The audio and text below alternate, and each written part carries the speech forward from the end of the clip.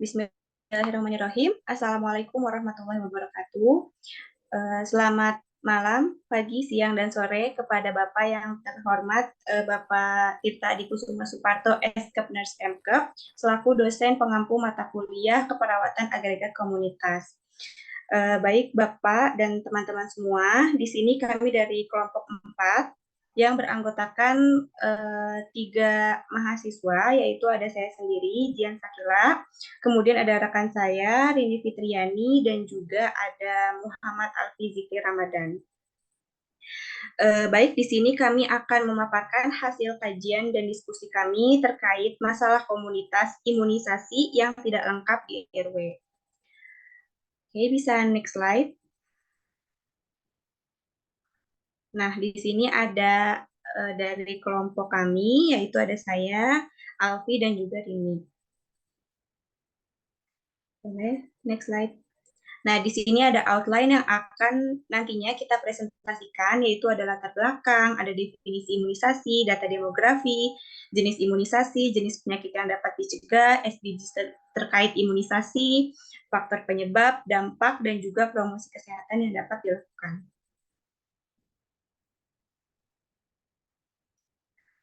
Nah, di sini ada latar belakangnya, yaitu imunisasi adalah upaya kesehatan warga yang sudah diselenggarakan di Indonesia semenjak tahun 1956.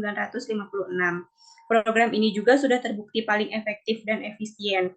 Dan dimulai pada tahun 1977, aktivitas imunisasi diperluas sebagai program pengembangan imunisasi atau PPI pada rangka pencegahan penularan terhadap beberapa penyakit yang dapat dicegah menggunakan imunisasi atau PD3I, yaitu seperti tuberkulosis, difteri, pertusis, campak, polio, tetanus, hepatitis B, dan juga pneumonia.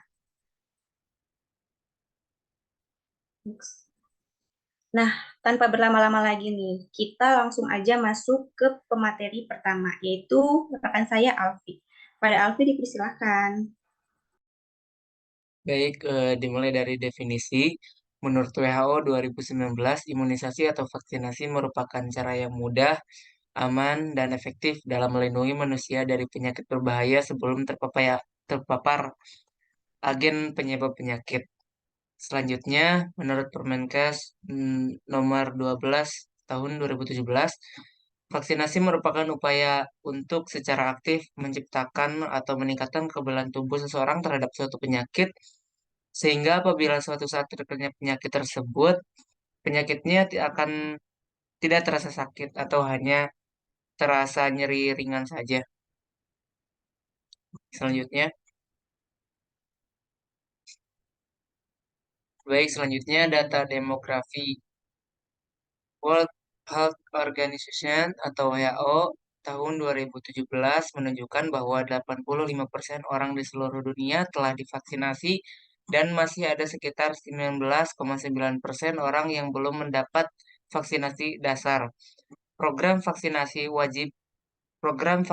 dasar wajib komprehensif anak usia 22 hingga 13 bulan di Indonesia meliputi 5 jenis dan 10 suntikan, termasuk hepatitis B, BCG, 3 kali DTP, HB, HIB, dan 4 kali polio dan campak, menurut Kolia dan Afridah tahun 2022.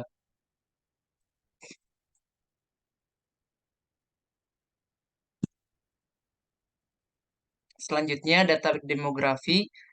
Laporan Badan Pusat Statistik (BPS) menyebutkan bahwa cakupan imunisasi dasar lengkap atau IDL di Indonesia masih di bawah target, di mana cakupan IDL di Indonesia pada tahun 2021 ialah sebesar 61,09%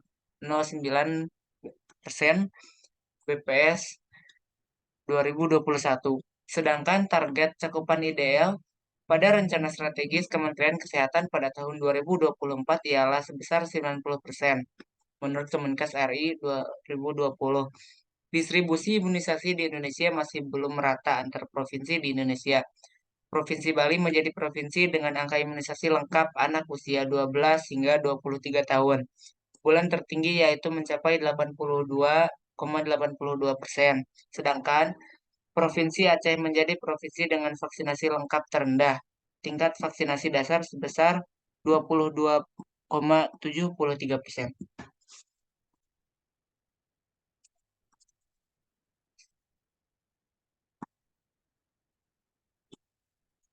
Jenis-jenis imunisasi. Imunisasi jenis-jenisnya terbagi menjadi tiga, yaitu imunisasi rutin, imunisasi dasar, imunisasi lanjutan pada anak baduta, imunisasi lanjutan pada anak sekolah, imunisasi lanjutan pada wanita usia subur. Selanjutnya, imunisasi tambahan dan imunisasi khusus.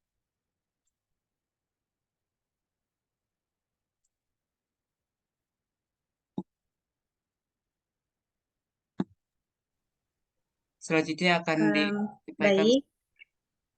saya. Terima kasih Alfi. Baik, selanjutnya akan saya jelaskan terkait tujuan dan manfaat. Tapi sebelum kita masuk ke tujuan dan manfaat, kita boleh nggak ke atas dulu nih untuk lebih mendalam terkait beberapa jenis imunisasi. Nah, tadi kan udah dijelaskan nih oleh rekan kami ya, ada 3, imunisasi rutin, tambahan, dan khusus. Nah, imunisasi rutin ini ada beberapa cakupan lain yang seperti imunisasi dasar yang memang diberikan pada bayi usia 0 sampai 11 bulan dan biasanya terdiri dari 1 dosis hepatitis B, 1 dosis BCG, 3 dosis TPT HB HID, 4 dosis polio tetes dan 1 dosis campak.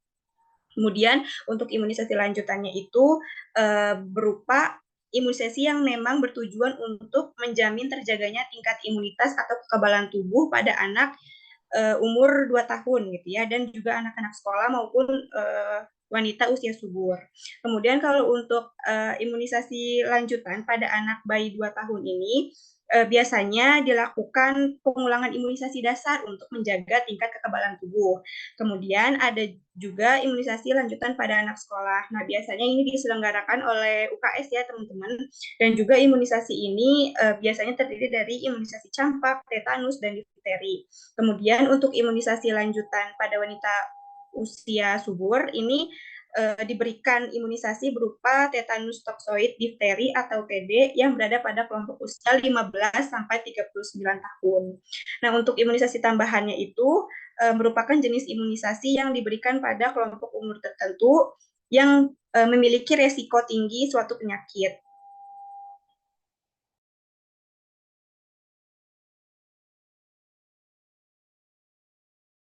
Yuk. Baik, kita lanjutkan lagi ya. Dan untuk imunisasi khusus ini biasanya dilakukan gitu ya untuk melindungi seseorang atau masyarakat terhadap penyakit tertentu, ya. Seperti misalnya kemarin itu ada COVID, nah itu termasuk imunisasi khusus ya teman-teman. Oke, bisa kita lanjut ke next slide. Nah, di sini ada tujuan dan manfaatnya. Untuk tujuan imunisasi, terutama untuk memberikan perlindungan terhadap penyakit yang dapat dicegah dengan imunisasi. Tujuan umumnya dapat diberikan imunisasi supaya harapan anak menjadi kebal terhadap penyakit sehingga dapat menurunkan angka morbiditas dan mortalitas serta dapat mengurangi kecacatan akibat penyakit tertentu. Dan manfaat imunisasi pada bayi ini adalah menurunkan angka kesakitan ataupun kecacatan dan juga kematian akibat beberapa penyakit seperti TB, difteri, pertusis, atau batuk rejan atau batuk 100 hari, hepatitis B, polio, dan juga campak.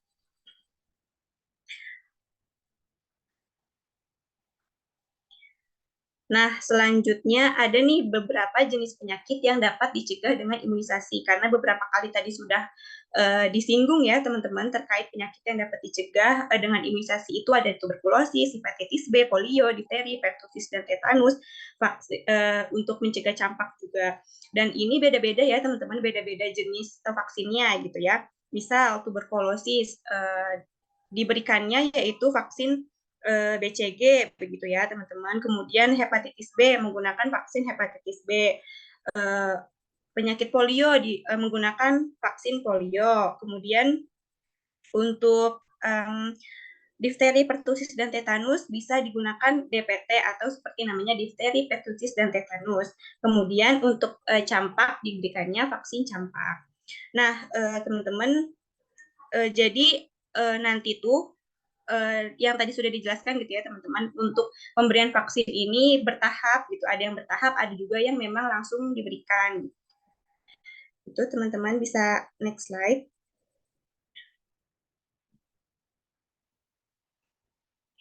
Nah, di sini kita juga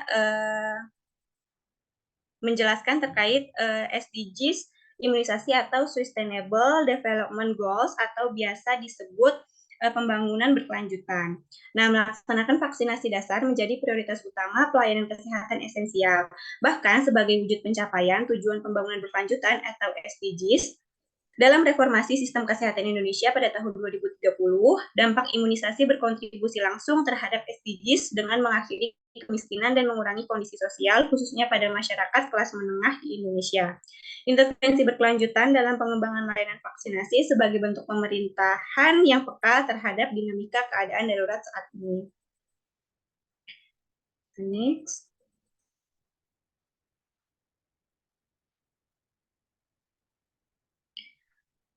Baik, selanjutnya ada pembahasan terkait faktor penyebab yang akan dipaparkan oleh rekan saya Rini. Kepada Rini, dipersilakan. Baik, terima kasih kepada Jian yang telah mempersilahkan. Langsung saja di sini ada faktor penyebab dari imunisasi dasar tidak lengkap. Yang pertama itu ada dukungan keluarga. Nah, dukungan keluarga ini bisa berupa dukungan instrumental, informasional, dan emosional.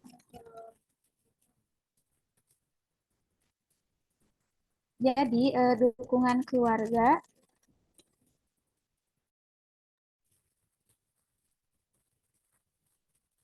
pause dulu bisa.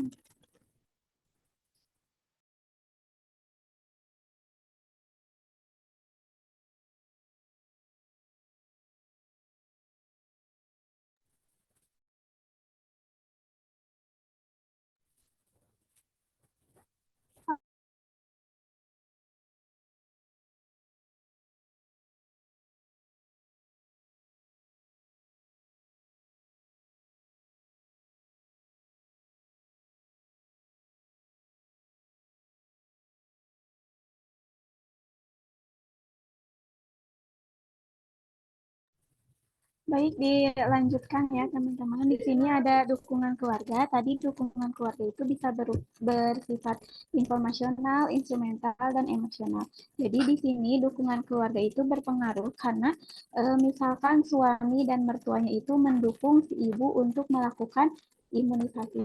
Jadi tanpa dukungan keluarga, kadang ibu itu malas gitu melakukan imunisasi untuk bayinya karena tidak terdapat dukungan dari keluarganya gitu. Jadi dukungan keluarga itu bisa berupa perhatian atau informasi dari suami atau mertua. Nah, yang kedua itu ada pekerjaan ibu. Nah, kenapa pekerjaan ibu itu berpengaruh pada faktor penyebab? Yang pertama itu pekerjaan ibu membuat si ibu menjadi banyak pengetahuan tentang imunisasi karena lingkungan pengetahuan dari rekan-rekan kerjanya. Tetapi bisa jadi pekerjaan ibu juga mengganggu kepada si anak untuk melakukan imunisasi karena ibu terlalu sibuk bekerja.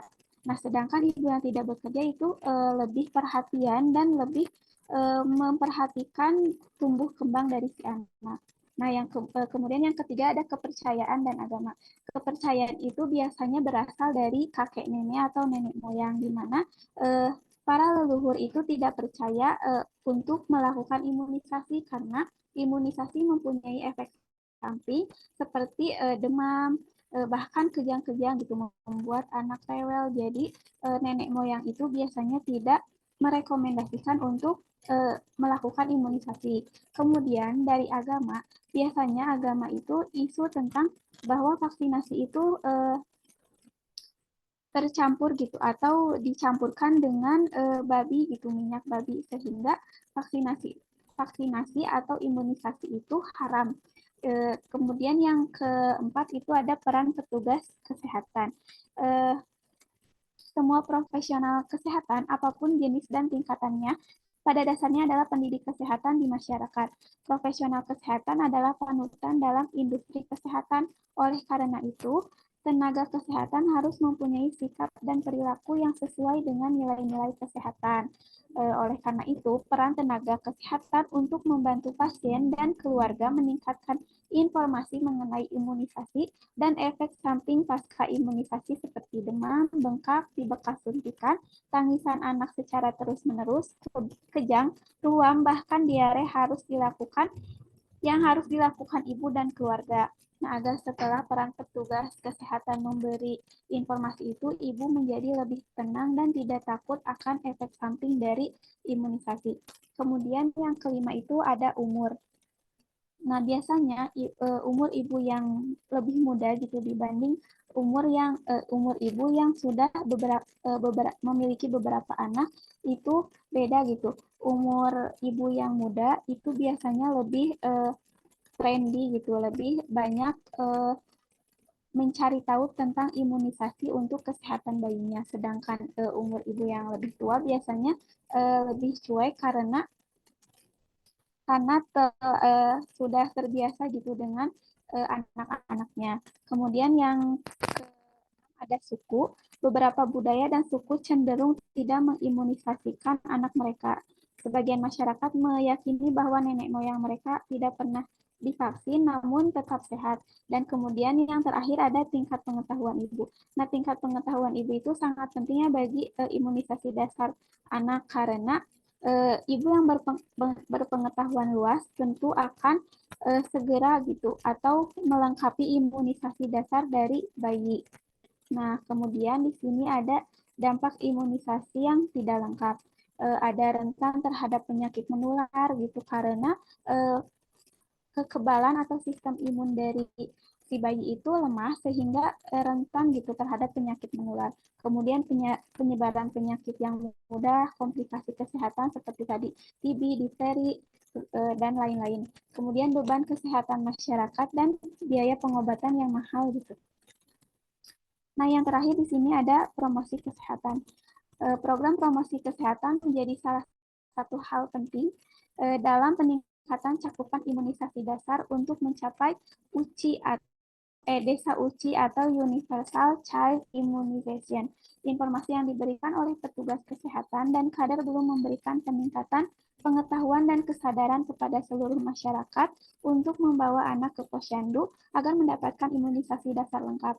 Metode yang dilakukan hanya sebatas penyuluhan dan strategi promosi kesehatan belum terlaksana dengan baik. Promosi kesehatan seharusnya memberikan dampak positif bagi masyarakat dari tahu menjadi mau dan mampu meningkatkan dan memelihara kesehatan terutama dalam membawa anak ke posyandu untuk diberikan imunisasi dasar lengkap. Nah, perawat di seluruh dunia dapat memainkan peran penting dalam meningkatkan partisipasi masyarakat, terutama dalam memastikan imunisasi dasar pada ibu yang memiliki bayi. Perawat dapat berpartisipasi dalam program pendidikan dan dukungan bekerja sama dengan organisasi lokal dan global untuk memfasilitasi imunisasi keluarga. Perawat dapat membina dan meningkatkan kepercayaan diri dan pengetahuan masyarakat setempat tentang imunisasi. Perawat mempunyai pengaruh penting dalam upaya meningkatkan cakupan vaksin, sebuah aspek yang sangat penting dalam pencegahan penyakit dan promosi kesehatan global. Di akhir ya, kesimpulan. Jadi pembahasan kali ini membahas tentang isu rendahnya cakupan imunisasi lengkap di Indonesia, terutama pada anak usia 0 sampai 23 bulan. Data menunjukkan bahwa cakupan IDL masih di bawah target nasional dengan beberapa faktor penyebab seperti tadi ya rendahnya dukungan keluarga, pekerjaan ibu, kepercayaan atau agama, peran petugas kesehatan, usia, dan suku. Tidak lengkapnya imunisasi dapat berdampak serius, meningkatkan risiko penyakit pada anak, menyebabkan penyebaran penyakit, dan memberikan beban kesehatan masyarakat. Untuk mengatasi masalah ini diperlukan upaya meningkatkan pemahaman dan dukungan keluarga, peran petugas kesehatan, dan edukasi mengenai manfaat imunisasi. Mungkin cukup sekian presentasi yang bisa disampaikan. Saya kembalikan kepada Jian. Baik, terima kasih kepada Rini dan juga Alfi yang sudah memaparkan materinya begitu ya.